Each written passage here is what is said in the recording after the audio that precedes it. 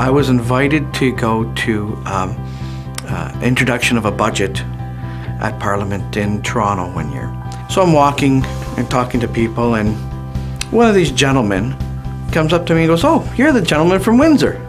Yeah, you're with Sandra. You know what we call her up here?" And he turns to one of his colleagues, "What do we call Sandra up here?" He goes, "Bring it home, Sandra." I said, "Why is the issue bring it home, Sandra?" Because whatever's on the table, if there's some monies to be distributed, she goes in and scoops it for Windsor, and that's why we call it Bring It Home, Sandra.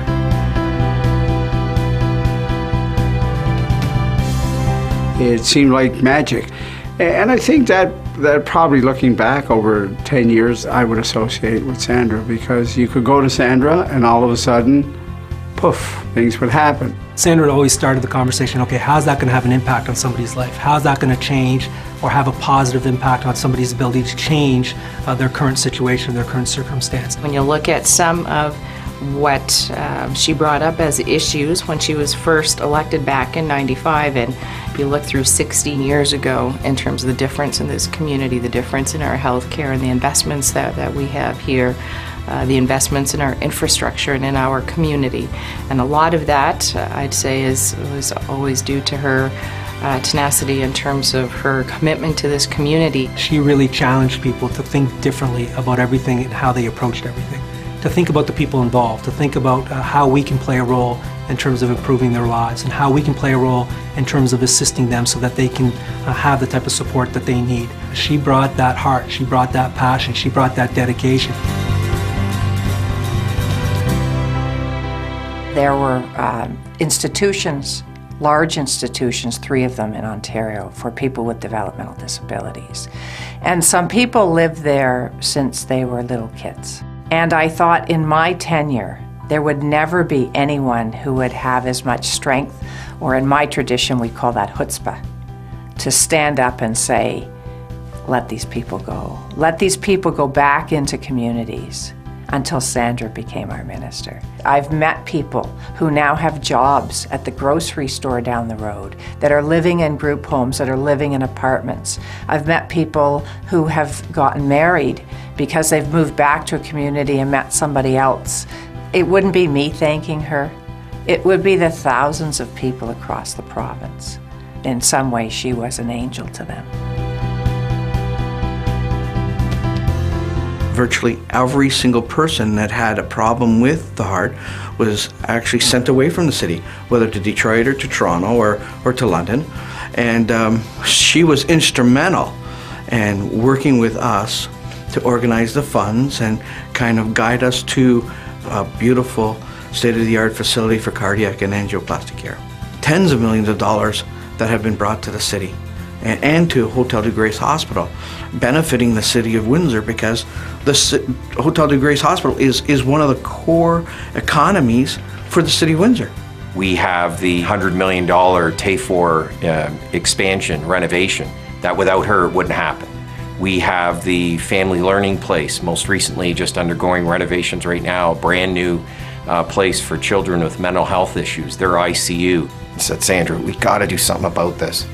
And we were dealing with a ministry that wasn't used to capital projects, didn't have a capital budget.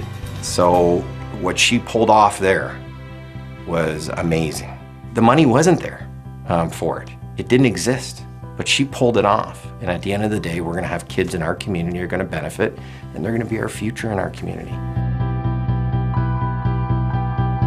She was a great minister, she was a great politician, but more importantly, to me personally, she's just a wonderful person. I worked with her in the latter days of an already stellar career, but what I found was somebody who got personally interested in the files and understood it's one thing to get files in the pipeline, it's another thing to get them to mature and to land, and then it's another thing to help them to become part of our region.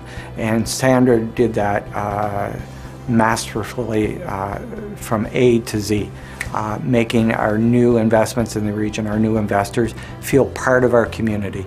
And she did that for me personally. I was here for a long time without my family. It gave me the lift I needed to make me feel at home, and that I could hit the ground running very quickly. It's quite likely that we would not have an aerospace engineering program at the University of Windsor if it was not for Sandra. She worked with us to put additional capacity into this great new engineering building coming down the track right now. And she's been a huge supporter, certainly behind the $40 million that the province gave us. But in addition, she really went to bat to get us some additional funds from the government. This is enabling us to attract more students to come to the university, to study engineering. It's allowing us to bring students we otherwise wouldn't have had. It's enabling our region to start to become a more prominent address for engineering, for aerospace engineering. It's about just lifting the bar for everybody, and that's what she does. Sandra has always been there, whether it's been for the Centre for Construction, Innovation and Production, which is a marvelous building for our skilled trades, whether it's been for the Health Sciences Centre that we just completed and now has people from all across the province coming to Windsor to do sonography or cardiovascular technology, $32 million. We've had people from all across the province come and say, well, you could actually use this as a mini hospital.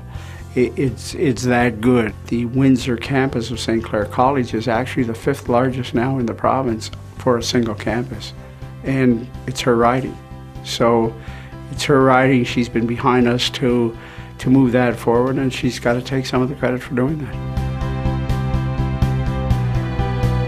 I've been very fortunate as mayor to have that type of working relationship because we worked on major files together. The border file is perhaps one of the most significant files that this community's ever dealt with, and it's transformational in nature. And to take it from the $300 million to the $1.7 billion, Sandra played a very active role in that, and that's a significant amount of money. But when you look at across the city, I'm talking about our city alone, Caesars Windsor, had they not delivered on the convention center and the entertainment center, we'd perhaps be in a different position as it relates to Caesars and their competitive ability. But the arena, the pool, the list goes on and on. So I don't think there's a scoreboard anywhere that is able to measure the contributions. They've been significant contributions. I remember one time I think I did something or the city did something, ran a couple ads that she wasn't happy with, and I don't think Dwight was happy about or the province was too happy about, that we didn't talk for weeks, and that was unusual given the fact that we spoke quite often. And got a call from a friend who said, will you be a godfather to my child? I said, great, love to, an honor, thank you. And there I am at the church waiting for the baptism, and Sandra's the godmother. And it's the first time that we've talked in weeks, and she's approaching, and I said, Sandra, God's watching, be careful. And it was a good icebreaker, but that's the type of relationship we had. She made things happen. And she challenged you. You know, she challenged the system, she challenged individuals, she challenged me, and we're all better for that challenge.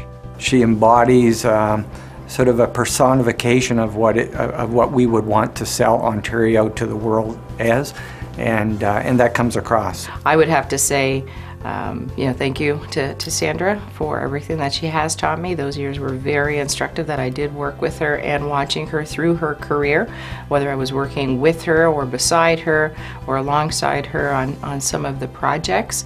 I think that has certainly served me well in terms of moving into this position as MPP as well. Sandra never forgot about Windsor. She never forgot about the community. And she always wore her heart on her sleeve, and her passion was obvious. Where she would care for a child, she'd care for a family, she'd care for a particular aspect or a particular neighborhood in the community. And then she would stay up late at night saying, okay, how do I make this happen? How do I deliver? And wake up the next day and try to do better. It was above and beyond the call of just simply being a minister or being a representative for the city.